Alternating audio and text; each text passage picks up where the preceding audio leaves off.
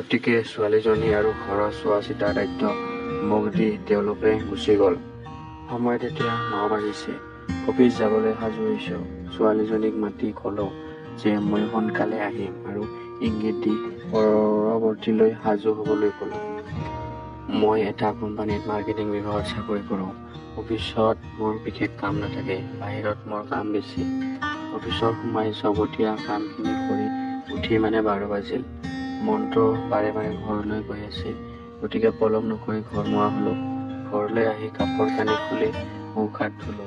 তাইক মাতি মোৰ ৰুমতে একাপ চাহ বনাবলৈ ক'লো। ইতিমধ্যে তাই মোৰ আৰু তাইৰ বাবে একাপকৈ চাহ বনাই আনিলে। কথা বতৰা পাতি আমি চাহ খাই আছো। তাইৰ চকুত দুষ্টালি হাঁহি। তাইৰ আগত সেই দিনাৰ কথা হঠাৎ ক'লে যে সেইদিনা বেলেগ এটা আমেজ লাগিছিল, কিন্তু আধৰুৱা হ'ল।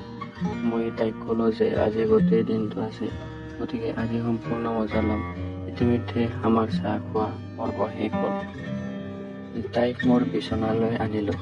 বিচনাত তাইক বহুৱাই তাইৰ ওঠত, গালত, ডিঙিত আৰু কাণৰ লতিত চুমা খালো। লাহেকৈ মই তাই পিন্ধি থকা কামিজটো খুলিলো। তলত পৰা পিন্ধা নাছিল বাবে উঠন পিয়া কেইটা উন্মুক্ত হ'ল। এহাল সুন্দৰ সুগোল নিপটল বিয়া দেখিলে যিকোনো মানুহৰ ধৈৰ্য ধৰাৰ অৱকাশ নাথাকিব। তাইক মোৰ কোলাত বহুৱাই এখন হাতেৰে এটা বিয়া টিপিছো আৰু আনটো বিয়া মুখত লৈ চুপিছো। 5 মিনিটমান সলনা সলনি কৰি বিয়া টিপিলো আৰু চুপিলো। এইবাৰ তাইক বিচনাত শুৱাই মই তাইৰ পৰা ওপৰত উঠি তাইক গালে মুখে পুনৰ চুমা খালো আৰু গোটেই গাটোৱে চুমাৰে উপচাই দিলো।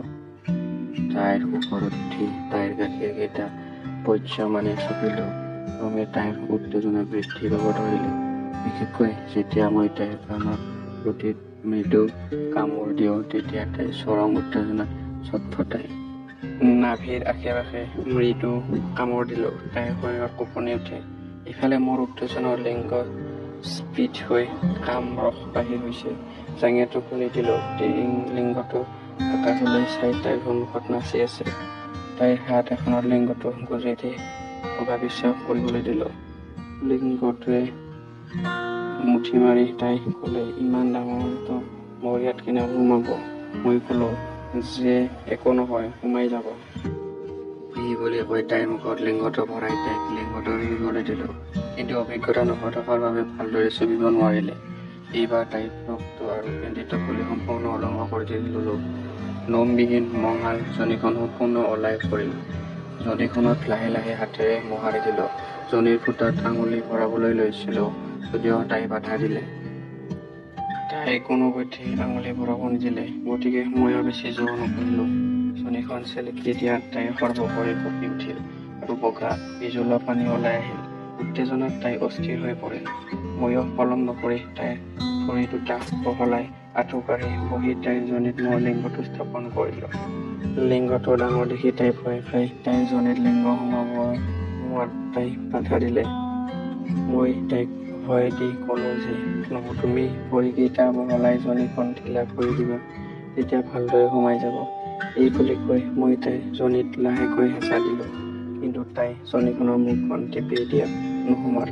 পুনৰ লিংগটো জনীখনৰ মুখত লগাই অলপ জোৰেৰে হেঁচা দিয়াত লিংগটো মাত্ৰ আধা ইঞ্চি মানহে সোমাল। তাই বিষত ছটফটাই ক'লে, দাদা মই নোৱাৰিছো, উলিয়াই দে। মই তাইৰ জনীৰ পৰা লিংগটো উলিয়াই আনি তাইৰ জনীখন চুপিলো আৰু জিভাখন যিমান পাৰি সিমানলৈকে সোমোৱাই লিলকেলাই থকাত তাই বেছি উত্তেজিত হৈ পৰিল। মোৰ মূৰত তাই দুহাতেৰে ধৰি জনীখনত জোৰে হেঁচি ধৰিলে আৰু কঁকাল দাঙি মোৰ মুখত তাইৰ জনীখন খপনিয়াই থাকিল। ময়ো তাইৰ জনীখন যিমান পাৰি জোৰেৰে চুপিলো। তাইৰ শৰীৰৰ ছটফটনি বাঢ়ি গ'ল। উশাহ নিশাহ ঘন হৈ আহিল। মুখেৰে হু-হা কৰি কেথনি মাৰিলে আৰু এবাৰ জোৰেৰে চিৎকাৰ কৰি মোৰ মুখতে তাই পানী বাহিৰ কৰি দিলে আৰু ফপলাবলৈ ধৰিলে। তাইৰ জনীখন পানীৰে উপচি পেলপেলীয়া হৈ পৰিল।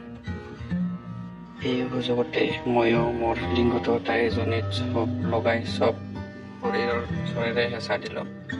জনী মুখ টান কৰি দিয়াত লিংগটো আধাতে সোমাই গ'ল।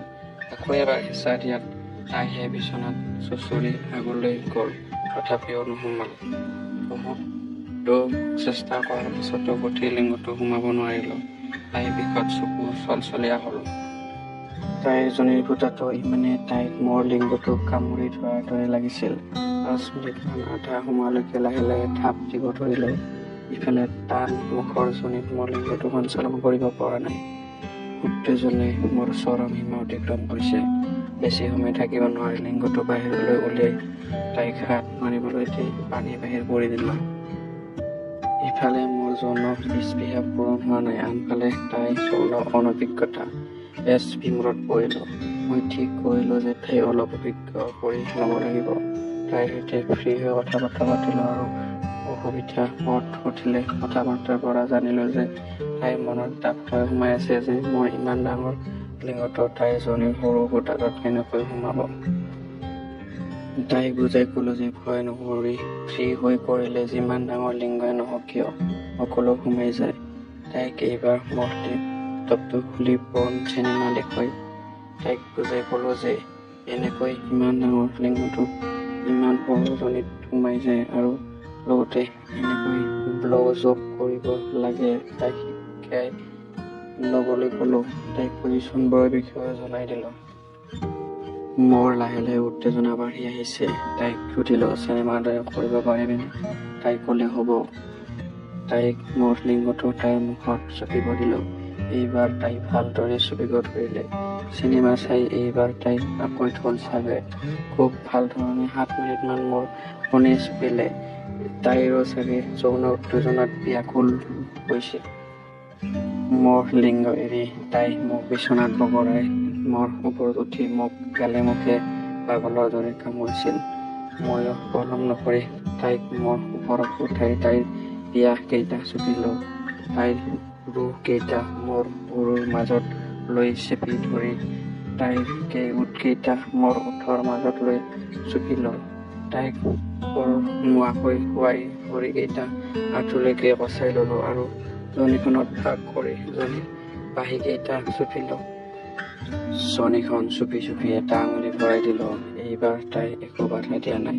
জনীখন চুপিৰ আঙুলিসমূহ ওলোৱা সোমোৱা কৰি থাকিলোঁ। এইবাৰ 2টা আঙুলি সোমাই দিলোঁ। আঙুলিৰে তাই জিস্পটত সম্পূৰ্ণ কৰ্ষণ কৰিলোঁ। তাই চটফটাই কোবাবলৈ কেকাবলৈ ধৰিলে। মই এইবাৰ 3টা আঙুলি তাইৰ জনীত ভৰাই দিলোঁ। তাইৰ উচপিচনি বাঢ়ি গ'ল। তাইক ক'লোঁ আহ মোৰ ওপৰত উঠা। তাইক মোৰ ওপৰত উঠাই আওগাল পজিশ্যনত ল'লোঁ। তাইক মোৰ লিংগত তাইৰ জনীখন লগাবলৈ কৈ লাহে লাহে হেঁচা দিব ক'লোঁ। তাইক ক'লোঁ যে তই নিজৰ ইচ্ছাৰে দুখ নোখোৱাকৈ সোমাই দিয়া।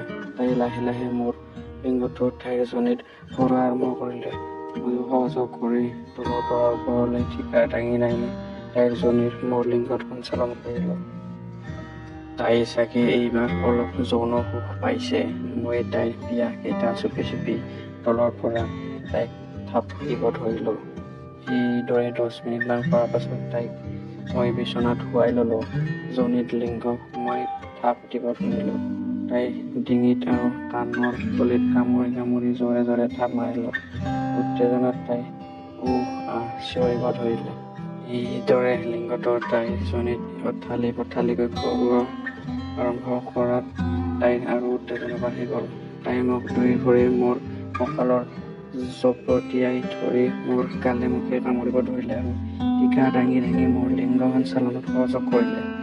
তাইৰ ভৰিকেইটা মোৰ কঁকালৰ পৰা নমাই আনিলে আৰু মই তাইৰ ওপৰত উঠি থাপ দিব ধৰিলোঁ। এনে কৰাত তাইৰ জনীখন সম্পূৰ্ণ চেপা খাই গ'ল আৰু মোৰ লিংগটোৱে তাইৰ জনীৰ লিপিত খাই গ'ল। লিংগটোৱে তাইৰ জনীৰ ভোগাংকুৰত ভালদৰে ঘৰ্ষণ কৰাত তাইৰ চালে মালপানী বাহিৰ হোৱাত উপক্ৰম হ'ল। অভিজ্ঞতাৰ পৰা কওঁ এই পজিশ্যনত কোনোৱে বেছি দেৰি এনে কৰাত তাইৰ জনীখন সম্পূৰ্ণ চেপা খাই গ'ল আৰু মোৰ লিংগটোৱে তাইৰ জনীৰ লিপিত খাই গ'ল। লিংগটোৱে তাইৰ জনীৰ ভোগাংকুৰত ভালদৰে ঘৰ্ষণ কৰাত তাই চাগে মালপানী বাহিৰ হোৱাত উপক্ৰম হ'ল।